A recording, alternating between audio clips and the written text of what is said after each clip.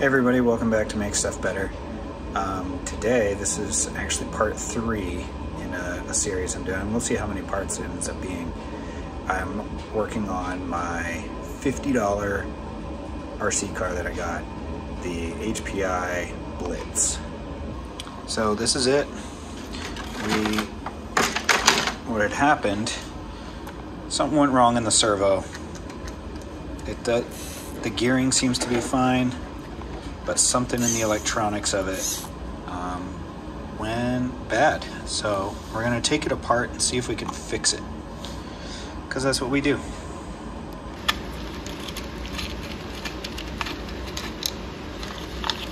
There we go.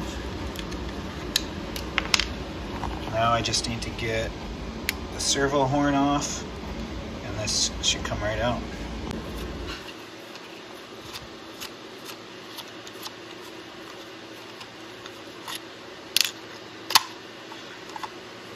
And there's the inside of a servo. It's basically its own little speed controller and transmission and motor, all of that stuff. So let's see if we can figure out what's wrong with it. So this is the top side. You pull off this cover and there's all the gears, but you gotta pull out this screw. I'm gonna change the bit. Pull out those 2 screws and then the motor should slide out from the back.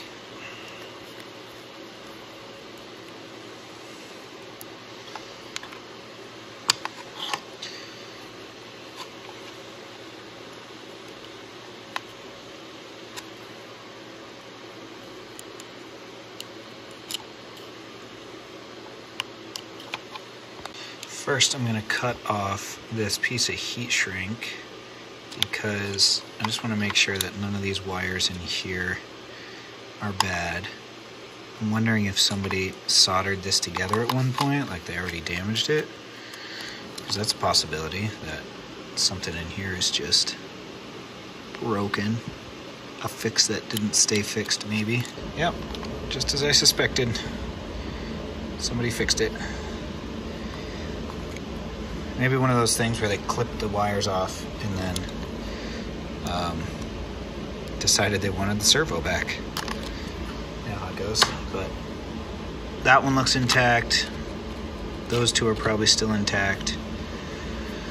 Alright, so that's probably not it. And there are the insides of your servo. Let's get it plugged in and see if anything happens, or if we see smoke coming out from somewhere. Nothing looks bad. It's weird. Yeah, I don't know. This is very odd.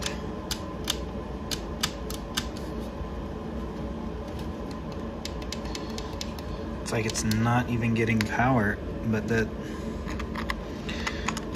one of these tiny little components in here must have just gotten fried, because there's no reason for this to not be working.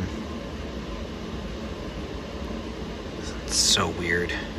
Let's see what else I had for servos kicking around. This is what I have for servos.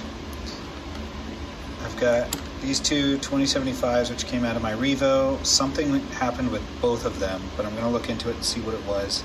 That's the same model that this one is. It's a 2075. And then I've got this one, which came out of another one, and it was super inconsistent. It would just kind of go this way and that way, and it was almost like the little potentiometer on the inside. This little piece here, the black one that tells the motor where center is, seemed like that was bad. So maybe that's what's going on with these 2. Maybe it was motors. I might be able to swap some parts out of these into that, or vice versa, and maybe we can get a good servo. Alright, what I found out, one of these started and would give me a little bit, and then after like 4 or 5 turns of the steering wheel, it got weaker and slower and just stopped. This one wouldn't give me anything, the other one wouldn't give me anything, but I know that the receiver's fine because I have this micro servo I plugged in, and that's doing just fine. There's nothing wrong with that. So I might be looking at a new servo for this, just because to troubleshoot, I don't even know power-wise where to start. So I was hoping it was like something broken, like I could see what it was and that would fix it. I could pull a part out of something else, but it's not looking like it. I have this little jumper wire, plugged it into the receiver, just hooked up the 2 leads to the leads on the motor, and the motor spins. So this motor's totally fine. But something else in here is wrong, and that's what's killing it. So, yep, I'm just gonna get a new servo. I found a servo, check this out. It's a little dirty because it came out of my e-Revo, and the Revo has 2 servos in it. It doesn't need 2 servos. Well, it kind of does because it's a big boy. But this is basically the servo I want to put in here anyway, and since I don't drive the Revo much, I figured why not take one of them, because if I do go back and drive it, it's still got a servo in it that works totally fine. So let's get this in here. What's really cool is these, I gotta loosen them a little bit. Just wind them out. And should snap right in there.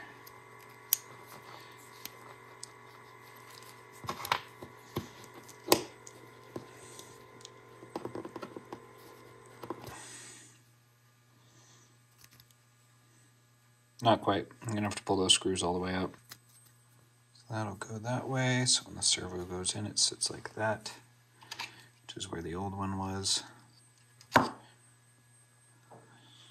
Hope it fits. That's better. Now let's just get this one in place.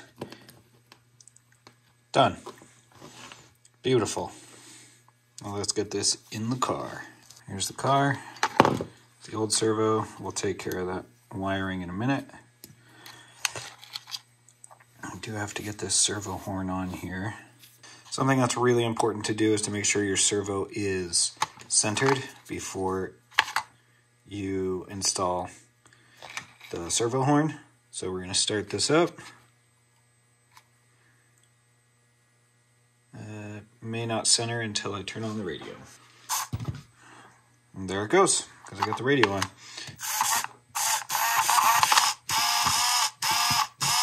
Oh my gosh, it's so slow. I don't want this one in here permanently because it is way too slow for this truck. But it'll do for now. Turn that off. Unplug that. And now that it's centered, you can get it on here. Some of these wires out of the way.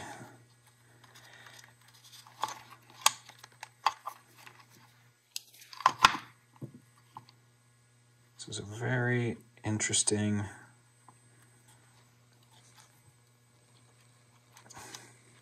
it's a difficult way to get a servo on, actually. I don't know what HPI was thinking. That's probably why they redid this truck.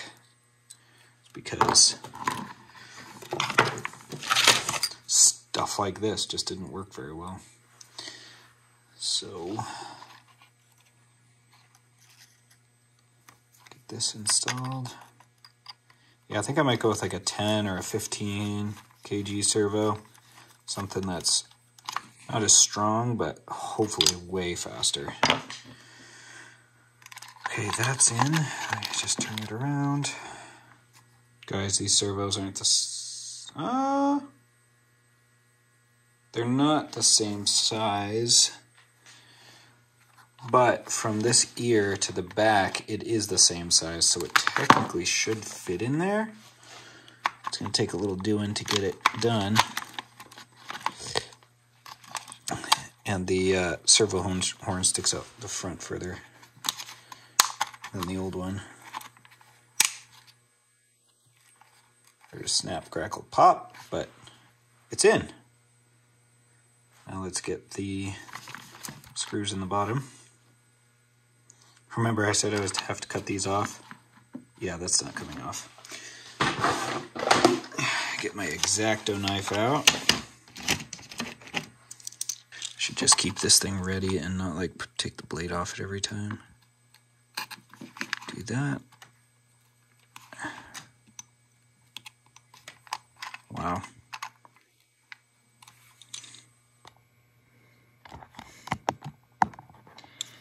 this is definitely stuck.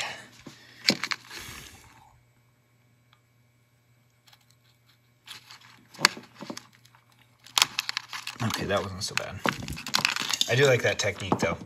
Double-sided tape and Gorilla Tape on top. Servo mount on this at some point. Screw two. It's done, I think. Well, that part of it. Turn it on.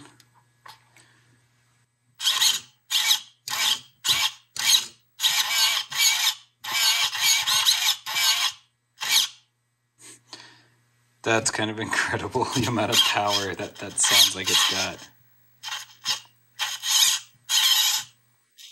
Of course, check the driving. Everything works. Let's take this out for a rip. So we are outside. It is cold. It's like 32 degrees right now. And it's almost April. So for where I am, that's normal, I guess, but it's still cold. And as you can see, most of the snow around me is melted. But we're gonna take this HPI for a rip and you're gonna see how this servo does. All right, here we go. So I can tell that the servo is a little slow compared to the Traxxas one that was in there. But it's working great. I am gonna try and I am going to get a faster servo. Not as strong, because it just doesn't have to be. It's a two-wheel drive truck. It doesn't care. But yeah, the wheels right here. That's as fast as it goes. Back and forth. But we're able to drive it, which is great. I'm pretty sure it's not as fast as the Slash. I keep saying that. I need to do a comparison between this and the Slash. Ran over my foot. I was running into my ankles, I guess.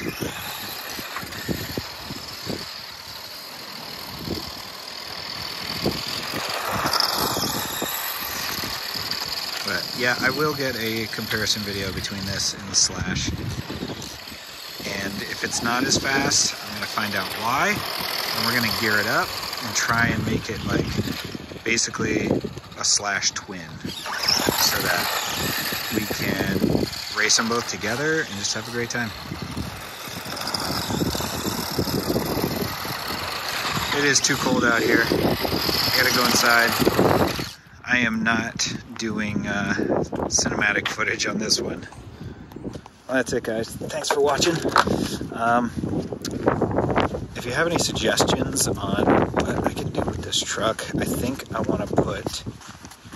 no, I'm not going to talk about that yet, because that's still a work in progress in my mind. Once those are finalized in my mind, then I can like put them down on paper and actually make them a reality. So I do have plans for this truck. It's going to be great. First, I want to make it a Slash twin, and then we'll go from there. So thanks for watching.